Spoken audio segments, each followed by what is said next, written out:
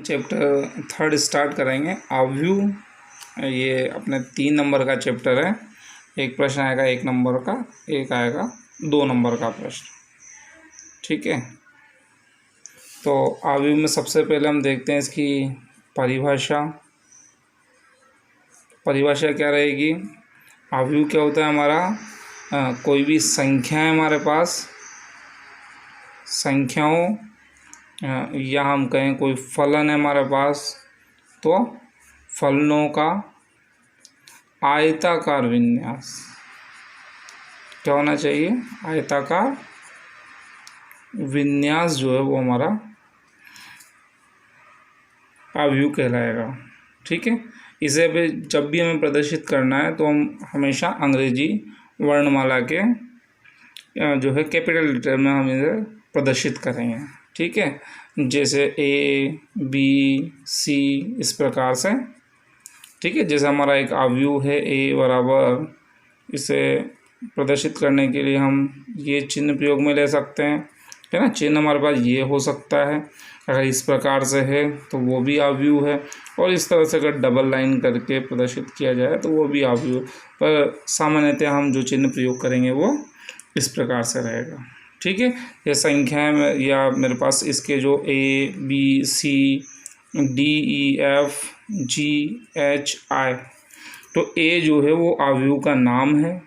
A B C D E F G H I ये सब है अवयव। क्या कहेंगे हम इन्हें? अवयव।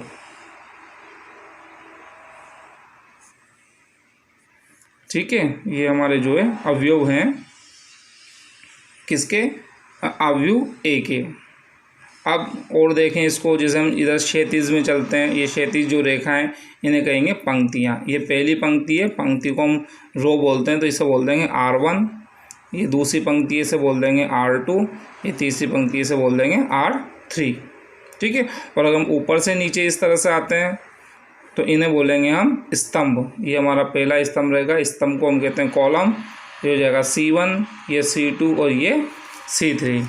ठीक है, तो अभी तक हमने क्या देखा कि फलनों या संख्याएं हो सकती है। जैसे मान लो मेरे पास एक और मैट्रिक्स है, मैट्रिक्स बोलते हैं इसे इंग्लिश में। आव्यू है हमारे पास, जैसे 2 4 6 8 9 10 इस तरह से कोई भी संख्या है, तो संख्याएं हो सकती है।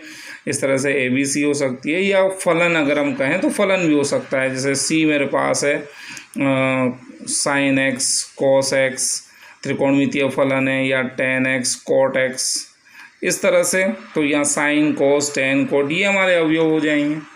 ठीक है, या x² x³ किसी भी तरह से, तो फलन भी हो सकते हैं, संख्याएं भी हो सकती है, और उनका कौन सा आयताकार जो विन्यास है उसे क्या कहेंगे हम?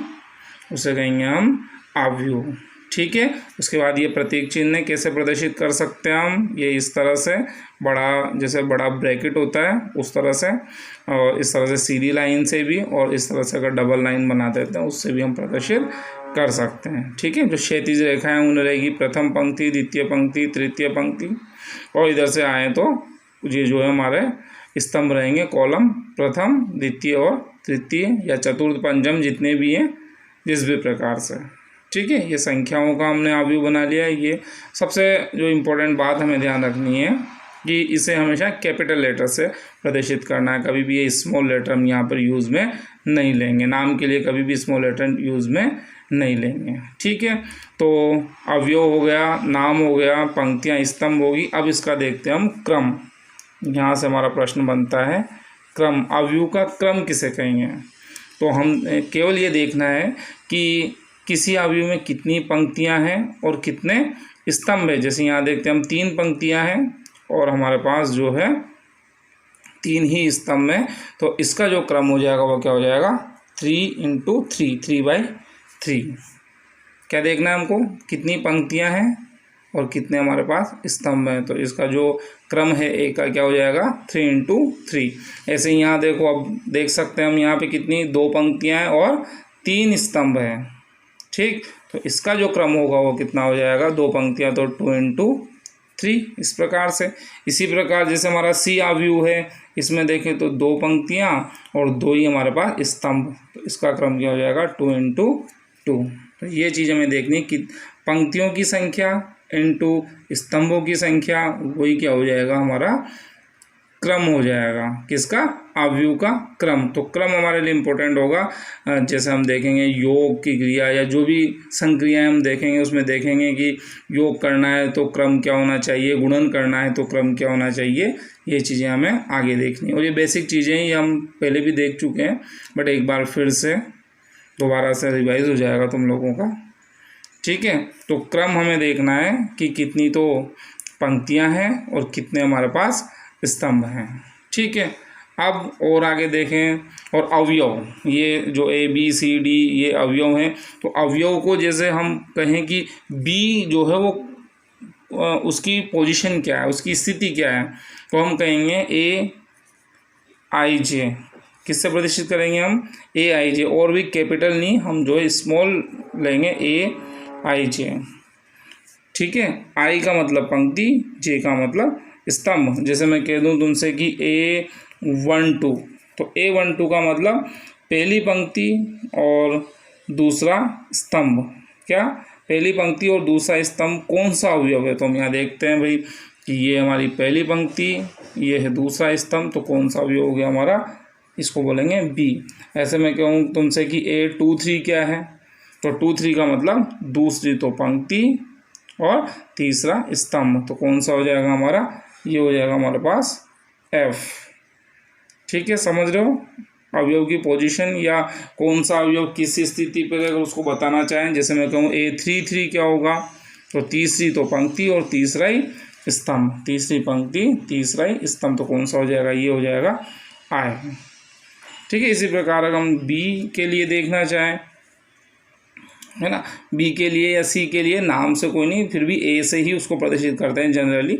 जैसे B वाली जो हमारी मैट्रिक्स है, हमारा अवयव है, अगर इसे हम प्रदर्शित करना चाहें कि A12, तो A12 क्या हो जाएगा? यहाँ पर हो जाएगा 4। काफ़ी आसानी से बता सकते हैं कि अवयव की पोजीशन या 1-2 पोजीशन पर कौन सा अवयव है। ठीक है, तो ये हो गया। अब आगे देखते हैं कुछ अवयव के प्रकार, है ना, उनके नाम से ही वैसे प्रदर्शित हो जाएगा। जैसे एक है पंक्ति अवयव। क्या नाम है? पंक्ति अवयव।